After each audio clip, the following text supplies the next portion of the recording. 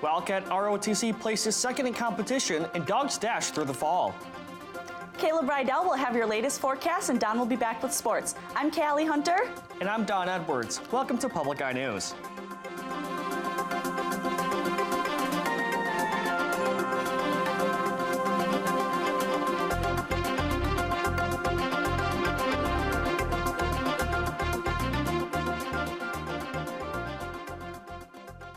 The NMU ROTC cadets placed second in the Ranger Challenge last Friday. The competition, which was held at Fort McCoy, Wisconsin, aims to challenge cadets both mentally and physically while preparing them for careers as Army officers. The brutal 48-hour competition included activities such as weapon assembly and disassembly, a one-rope bridge, a written exam, tactical combat casualty care, along with other challenges. The 9-man squad representing NMU was the smallest group in the whole competition. And dog lovers and racers alike gathered in the brisk October weather for the past weekend for the UP 200 Dryland Dash. Although the UP 200 Dryland Dash dog race is shorter than the more popular UP 200, it provides a nice warm-up opportunity for the racers before the snow hits. The race includes distances of 1 and 2.25 miles, as opposed to the 230 miles the UP 200 race encompasses. The winners of the UP 200 Dryland Dash was awarded $2,000 for the first place prize. The NMU Board of Trustees Ad Hoc Policy Review Committee is working to finalize its assessment of NMU's policy towards sexual misconduct. In a meeting on Wednesday, the committee directed the university's administration to comply with both federal and state laws during the handling and investigation of sexual misconduct cases. In a recent press release to the university, the committee's chairperson and trustee, Alexis Hart, said, quote, "The interim measure will allow us to comply in a quick and agile manner with the evolving legal environment related to sexual misconduct," end quote. Recommendations for any changes to NMU's current policy towards sexual misconduct will be presented to the Board of Trustees on December 14th. ASNMU's Student Finance Committee Treasurer and Chairperson Nora Johnson was impeached Monday during a General Assembly meeting. In a letter addressed to ASNMU's General Assembly, Connor Loftus, the Vice President of ASNMU, requested a vote of no confidence after alleging that Johnson manipulated 2 other representatives into an unethical plan to displace Simon Mosch from his seat as the standing chair of Assembly. Loftus then brought this issue to ASNMU President Cody Mayer, where it was presented 4 days later to the Assembly. After facing a 3/4 vote of no confidence against her, Johnson was officially removed from her position. Applicants for the treasurer opening will be interviewed this week, with a new person being chosen by Monday of next week. Governor Rick Snyder has put his signature to a few bills on Tuesday, while vetoing a few others. Of those signed, including legislation allowing snowplow trucks to use their warning lights en route from job sites, along with banning marijuana-infused beer, wine, mixed spirits, and mixed wine. Another bill signed off requires written consent from non-offending parents before a video testimonial by a minor in a neglect or sexual abuse case can be released to any entity for training purposes. Of those bills vetoed, including a bill sought to exempt all used parts in an aircraft from sales tax and use tax. Feeling lucky, the Mega Millions jackpot now stands at a record $900 million, jumping $32 million from Friday's drawing. The largest Mega Millions win in 2018 was from California on July 24th. The last time a Michigan winner was selected was Kevin Blake of Waterford, who won half of the jackpot's $42 million a year ago. The Mega Millions drawings takes place every Tuesday and Friday nights, with tickets being $2 each. Tickets can be purchased online at MichiganLottery.com until 10:45 p.m. And after the break, we'll have your national and international news. Stay tuned. PBS invites you to experience everything that's wonderful about the fall season with Autumn Watch New England. Join Know to Travel journalist Samantha Brown, along with Chris Packham and Bob Poole, as they explore the wildlife, culture, traditions and food, and colorful landscapes during this 3-night live event. Autumn Watch New England. Part 2, tonight at 8 p.m. on Public TV 13. Welcome back. An ex-police officer in Florida was sentenced to 2 years in a federal prison today after being found guilty of framing black people for crimes they did not commit. Guillermo Ravello, a former cop for Biscayne Park, Florida, pled guilty to a conspiracy charge after it was found he falsely arrested 2 black men for burglaries, vehicle break-ins, and the use of excessive force. Ravello is not the only Biscayne Park police officer that has been sentenced. 2 of his former colleagues have been sentenced to prison time after falsely arresting a black teenager. The former police chief has also been accused of orchestrating these strings of false arrests in order to improve Biscayne Park's crime-solving rate. And for nearly 50 years, Big Bird on Sesame Street has been played by just one man. Tomorrow is his last day at the office. Here's Tony DeCopel. I'll bet today will be a perfect day. He's had one of the longest runs in television history. I'm a very good bird. And no, we're not talking about the 8-foot bird, but the voice inside him. I just go a couple octaves higher. So, hello, how are you? How are you? I go up here.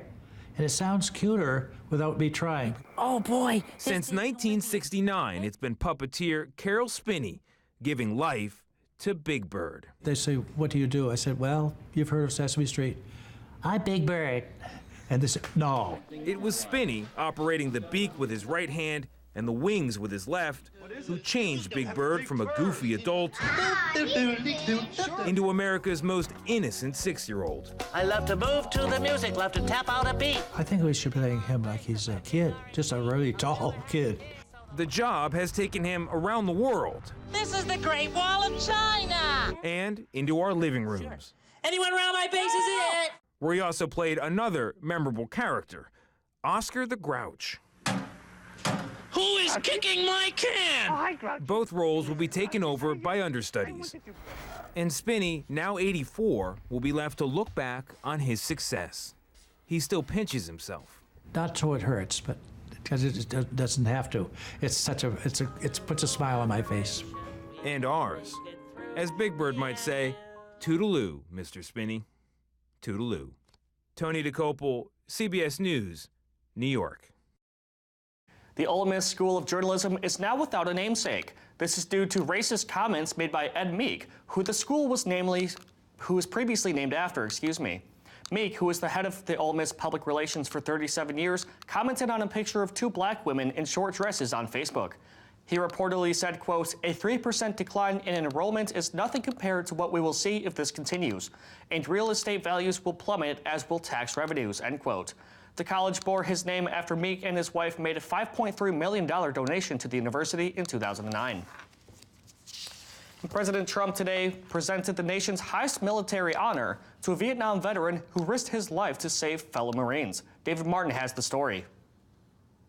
80 years old and looking as though he could still lead Marines into combat, retired Sergeant Major John Canley received the Medal of Honor for his actions in the 1968 Battle of Hue. We'll get to the details in a moment. But here's what you really need to know about what happened. I can't think of any other way or reason of where I would rather die than with my Marines. Did you think you were going to die that day? That never crossed my mind. Canley was leading his Marines into the teeth of a North Vietnamese ambush on the southern outskirts of Hue. My troops would follow me to death. So if they are in a position where is that they might die, what am I supposed to do? According to statements submitted by his men, what he did was repeatedly expose himself to enemy fire to pull wounded Marines to safety. They're still alive, right? Mm-hmm. So I'm gonna try to get to them. Eyewitnesses saw him pull at least 10 wounded Marines to safety, charge a machine gun that had them pinned down, and deliberately expose himself to fire in order to pinpoint enemy locations. But he hates being singled out from all the other Marines who did their time in Nam. When you look at what type of award or what type of recognition they receive, it's nothing. That really offends me. The Marines who followed him into battle, Canley says, were the source of his courage. Knowing that they was 100% behind me, fear never existed. David Martin, CBS News, Washington. We will be back after this break with sports and weather. Stay tuned. Coming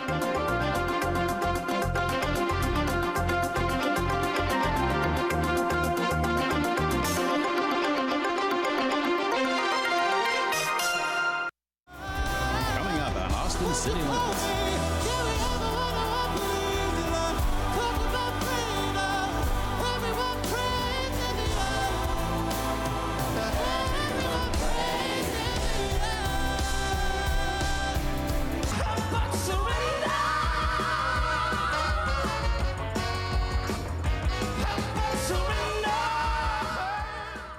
Saturday night at 11 on Public TV 13. Welcome back. I'm Caleb Rydell, going to be taking you through your weather for today. As you can see behind me, there is sun all across the NMU campus, which is something we haven't been seeing lately. Having a lot of snow and a little bit of rain out there. And so it's interesting to see how much sun we are getting right now, but that's going to change here in a little bit. Right now, our current conditions out there are sunny with a temperature of 54 degrees, winds out of the southwest at 25 miles per hour, and a barometric pressure of 30.13 inches and falling. Taking a look tonight, we're going to see partly cloudy out there with a low of 49 and winds out of the west-southwest at 18 miles per hour. And tomorrow we're going to see rain out there. It's going to be coming back with a high of 55 and winds out of the west-southwest at 15 miles per hour. Taking a look across the UP, you're going to see a whole lot of sun. We will get to that, but we're going to start with our partly cloudies. We're going to start up in Sault Ste. Marie with 48, Manistee with 46. Then we're going to get to our sun over in Escanaba with 51 and down in Menominee with 54. Take a look at the western half of the UP. Iron Mountain with 52, 58 in Ironwood. Up in the Keweenaw and Houghton, we have our high at 61 degrees. They're really feeling the heat over there. And back here in Marquette, we have 54 degrees and sunny. Let's take a look at your week ahead. Now on Saturday, we are going to see a high of 37 and a low of 31 with some snow coming back in for that Saturday. Sunday, we are going to get some of those clouds out there with a high of 41, a low of 31. And Monday, we have partly cloudy out there with a high of 49 and a low of 34. Well, we are sinking here with the temperatures out there, but I hear our NMU swim and dive team is not sinking. That's very true. The NMU Wildcats swim and dive team continued their success in the 2018-2019 season, and now they have a number to show it. The Wildcats are ranked number 13th in the nation, winning all of their Division II meets, with their lone loss coming against Division I Bowling Green. The NMU team is also sitting atop the GLIAC with 93 points. The NMU men's hockey team is on the road again this weekend, taking on number 4 St. Cloud State in Minnesota. The Wildcats are coming off a split series with Michigan State University last weekend, dropping the first game 4-2, but then coming back to win the second game 4-3. The Wildcats will have their home debut against Bemidji State on the 26th and the 27th, before heading off on the road again against Bowling Green. The MLB playoffs continue with the Dodgers tightening up the NLCS race as the Red Sox add a distance between themselves and the Astros. The LA Dodgers lead their series 3-2 against the Milwaukee Brewers after an impressive performance last night by pitching ace Clayton Kershaw. The Boston Red Sox lead the ALCS series 3-1 against the Astros with a win last night, despite some controversial fan interference. Boston takes on the Astros in Houston tonight at 8:09, while the Dodgers take on the Brewers in Milwaukee tomorrow night at 8:39 Eastern Time.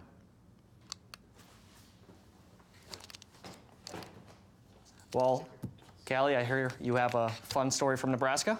I do. So, Nebraska, honestly, it's not for everyone. No, I'm not giving you advice about America's 37th state. That's actually their new slogan created by their Tourist Commission. They hope that it'll get more people in to visit Nebraska.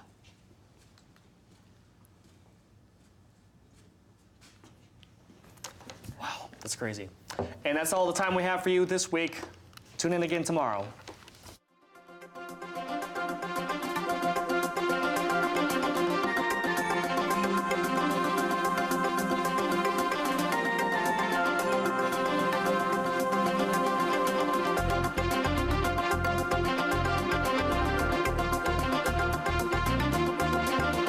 The preceding program was produced in studios located in the Edgar L. Hardin Learning Resources Center by WNMU-TV, Northern Michigan University Public Television.